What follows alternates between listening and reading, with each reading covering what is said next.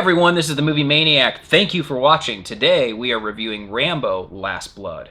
This is the 5th movie in the series, and it follows John Rambo as he's attempting to live a domesticated lifestyle. Plans change as his friend's granddaughter is kidnapped, and he has to go over the US-Mexico border to bring her back, but finds himself up against the most ruthless human traffickers you can imagine. So let's get something out of the way real quick. I'm a big fan of Rambo. I think the original trilogy is a blast, and I love Rambo 4 from 2008. As a matter of fact, I have a framed poster across the room over here. How would I describe this movie? Okay, so basically if you took the violence of a Friday the 13th film, utilized the plot of the first Taken movie, set it in the US-Mexico border area, and threw Rambo in it, yeah, that'd pretty much be Last Blood. And the violence in this movie is extreme. It's like watching Michael Myers from a Halloween movie go around and brutally murder people. This is not the type of carnage that we saw in Rambo 4, which was more of a war movie. This is really as if they turned Rambo into a slasher. And once you see this film, you'll know what I'm saying.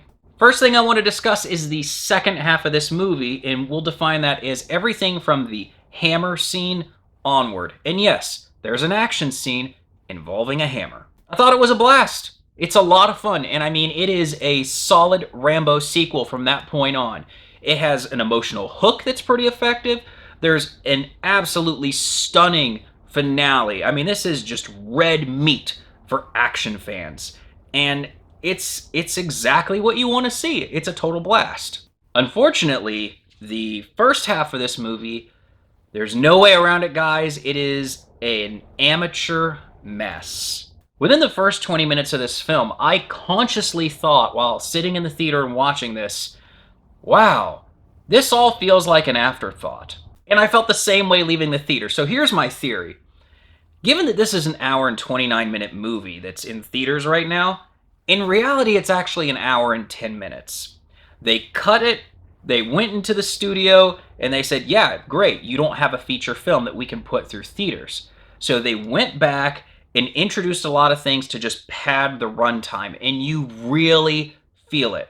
It's like when a band goes to record a new album, and they come up with 6 or 7 really good songs, and the producer comes back and goes, great, we're not releasing this as an EP, give me 5 or 6 more so we can create a full album. And the band is unable to recapture that magic that they originally turned in, so they go back and they just write a bunch of filler material, and that's what we have here. The optimist in me says at least it's in the first half of the movie and not the second half. I mean, if you had to pick which one you'd want it to land in, it would certainly be up front as opposed to ending it that way.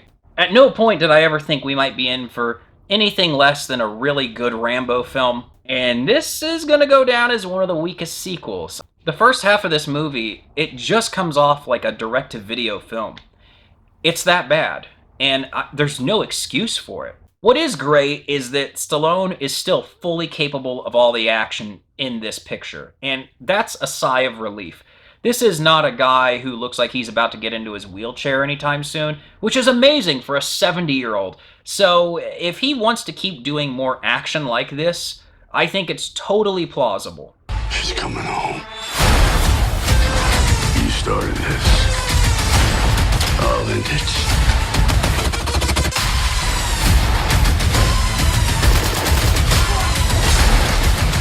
I'm gonna tear you apart. This is what it feels like. Guys, I'm going to give Rambo Last Blood a 6.5 out of 10. I know some people are going to say that that rating is too high, and there's going to be those out there that say it's too low.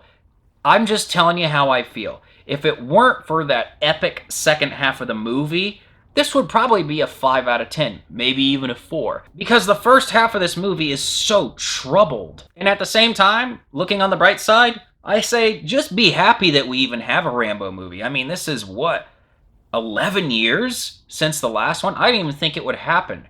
So the fact that he's even on screen at all, even if only a portion of this movie is epic and what we want to see, maybe we should just be happy and take that at this point. I mean, really, this movie shouldn't exist. This many years later, him being 70 years old, hell yeah, we got an awesome second half of a film.